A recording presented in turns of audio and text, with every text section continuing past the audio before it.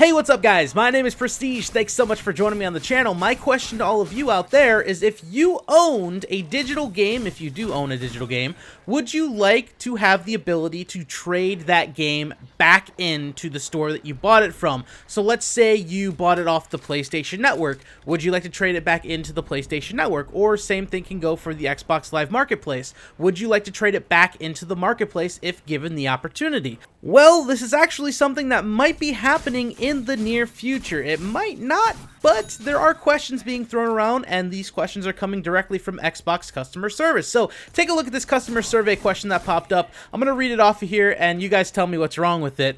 If the console digital game store for the console you owned offered customers the option to sell back their digital games to the store for 10% of the purchase price in-store credit, would you be interested in such an offer? Now, the thing that I got from that I didn't necessarily like to hear was 10% of the purchase price. Like, if you bought a brand new $60 game, say you didn't necessarily like it, because that happens to me once in a blue moon, but if there's something that I don't like, I'm going to immediately trade it in.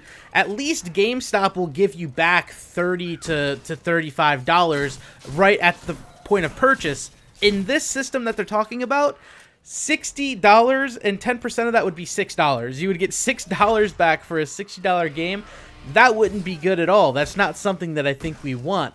Now, if they actually did it similar to how GameStop did it, sure, we know GameStop's not the best place to trade in games because you don't get that much credit, but if they did it similar, at least there would be a more worthwhile way. So let's just say, for example's sake, you're playing your Xbox One or your PS4, it doesn't matter what console at this point, and you're playing Grand Theft Auto 5. You're done playing Grand Theft Auto 5, you've gotten the trophies or the achievements for it, and you just want to put it towards a new game that's coming out. Let's say Dark Souls 3 is coming out soon. So you wanted to put that towards Dark Souls 3, you trade it back into the digital store. Now, since Grand Theft Auto 5 has been out for a few years, let's just say they give you $14 on the Xbox. I think the game is currently $40 on the digital store, and on the PS4 they give you about $14 or $15.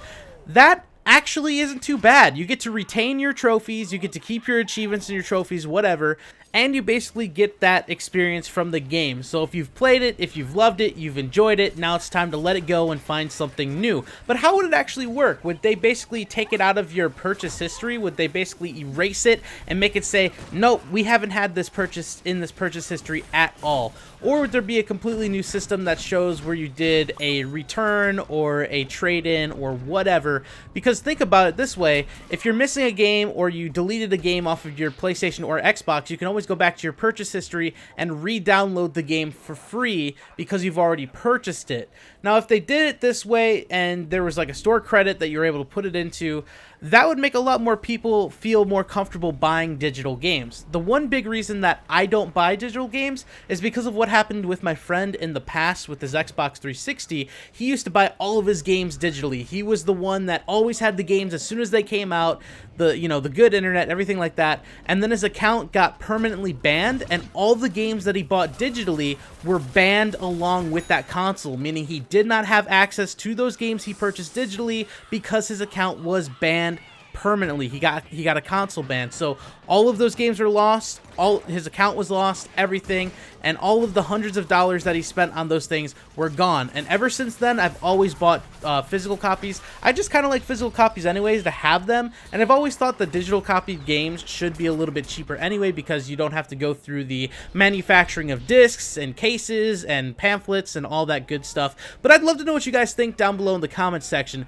Is this a good idea? Should we be able to trade in our digital games? And honestly, I think it is. Is 10% worth it? Hell no. 10% is like nothing. That should not even be a question, because I guarantee you people saw that 10% and were like, no? So now they just voted no for everything, when in all honesty, this could be something that could be much, much greater. They just worded it wrong, and they got really poor results from it just because of how they asked the question. So what would you guys think a perfect percentage would be? Maybe 35, 40% of the purchase price? I don't know. I'd love to know what you guys think. If you enjoyed this video, make sure to click the like button down below. Do not forget to subscribe right here on the second channel. And until next time, guys, I will see ya. Peace.